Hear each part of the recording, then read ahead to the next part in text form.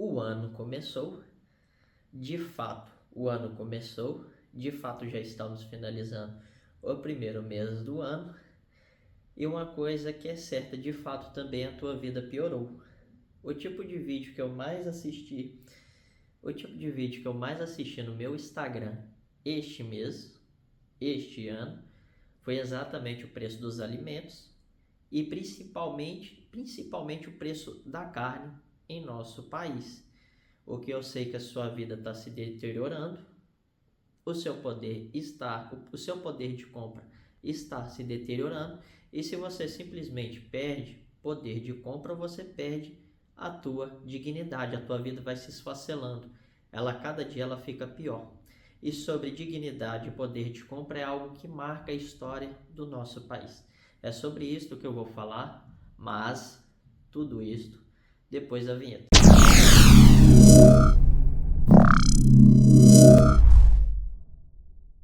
Bom, eu sou Arif de Souza, o teu economista.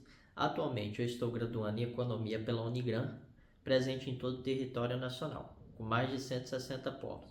Também está presente em 11 países do mundo, sendo 9 países da União Europeia, mais os Estados Unidos, mais o Japão. Também atualmente já li mais de 5.000 páginas, totalizando mais de 90 horas de estudo, totalizando mais de 16 livros.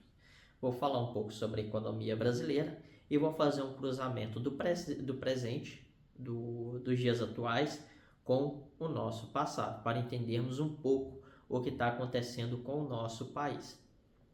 Antes de mais nada, vamos pegar aqui alguns momentos de inflações que tivemos em nosso país no último século. E por último, vou finalizar ali no fim do século falando tudo sobre isso. Bom, tivemos ali a década de 1930, inflação moderada e crise de 1929. Tivemos a crise de 1929 que impactou a economia brasileira, principalmente no preço do café. E como isso impacta o preço do café?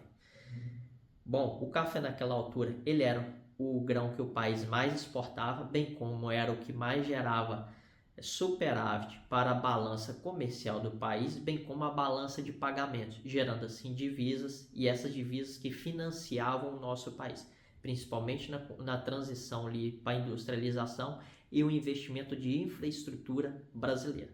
Tivemos ali então a Grande Depressão de 30, que afeta o café brasileiro. Neste mesmo período, tivemos ali a queima de 78 milhões de sacas, pois o preço do café foi jogado no chão. E por que isso aconteceu? Porque tivemos uma grande depressão, uma grande crise nos Estados Unidos, e Estados Unidos era o maior consumidor do grão brasileiro.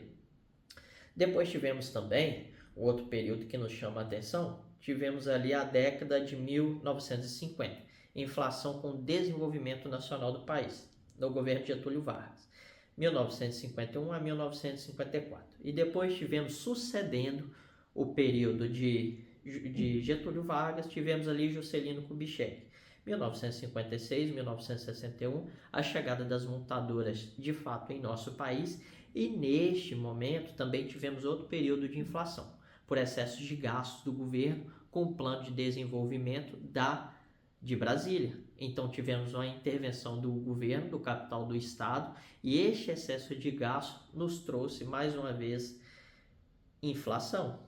E a infraestrutura e indústria do nosso país. Tivemos também a emissão monetária, a emissão de moedas. Depois chegamos ali à década de 1960, com a inflação elevada e o golpe militar. Tivemos ali o governo de João Goulart, 1961 a 1964. E tivemos ali o primeiro plano de ação do governo, o PAEG, Plano de Ação Econômica do Governo. Tivemos ali também neste período as reformas que foram feitas no país, reformas fiscais e estruturais. Tivemos o desenvolvimento do Banco Central, o Conselho Monetário Nacional, tivemos ali a indexação da poupança para o financiamento imobiliário, o sistema financeiro de habitação, dentre uma série de questões que foram criadas e resolvidas para que o país alcançasse a verdadeira prosperidade e derramasse prosperidade sobre a sua nação.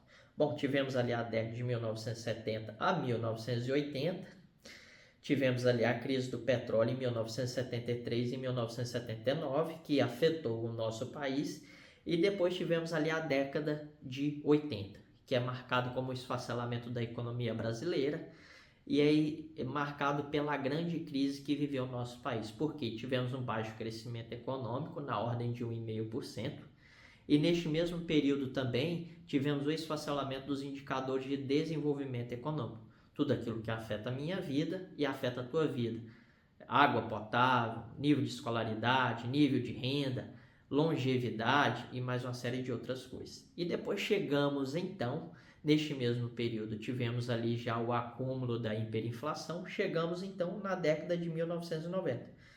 E o desenvolvimento do Plano Real, que foi encabeçado então por Fernando Henrique Cardoso, ele estudando e analisando todo o cenário, né, de destruição da nossa economia no último século, ele pensou em uma moeda que seria forte, cujos objetivos principais dessa moeda seriam estabilizar a economia brasileira, estabilizar o câmbio brasileiro, e aqui vem o principal: dar dignidade para a nação brasileira. Então teria que ser desenvolvida uma moeda extremamente forte, uma moeda capaz de ficar próximo da moeda americana.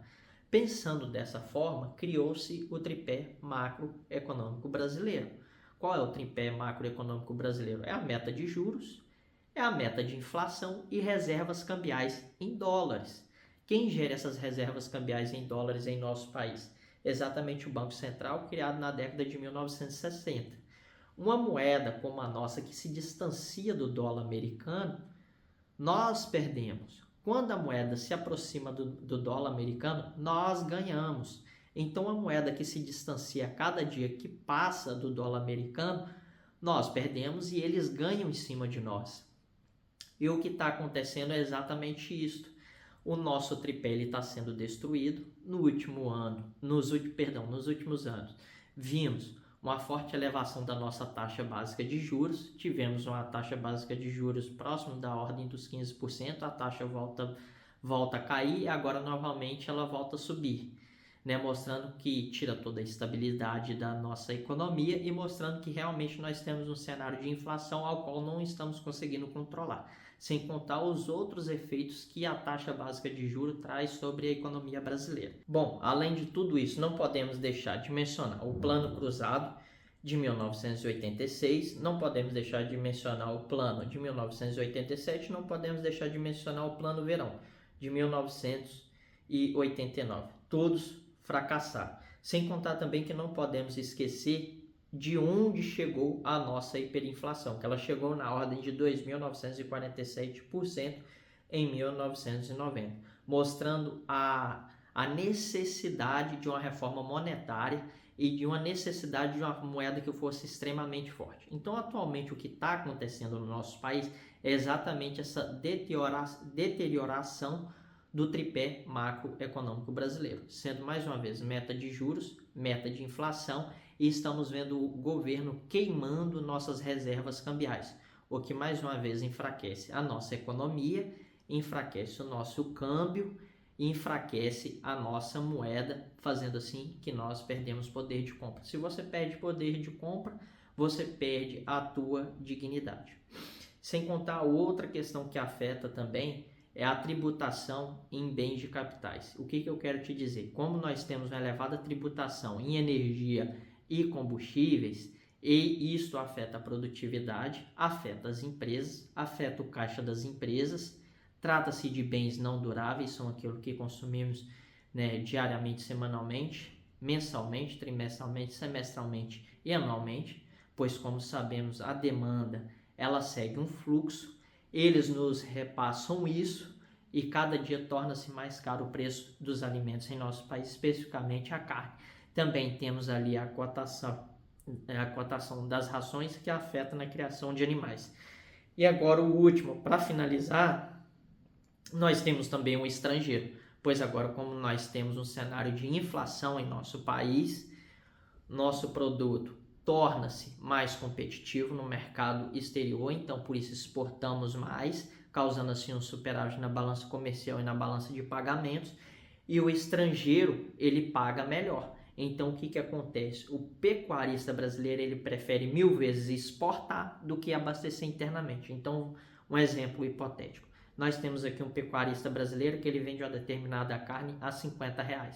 pois agora ele vende a mesma carne e não vende a R$ 50, ele vende a US$ 50. Quando ele converte esses US$ 50 para moeda nacional, ele fez mais de R$ 300 no mesmo quilo de carne. Então, do ponto de vista, é mais atraente exportar do que abastecer internamente.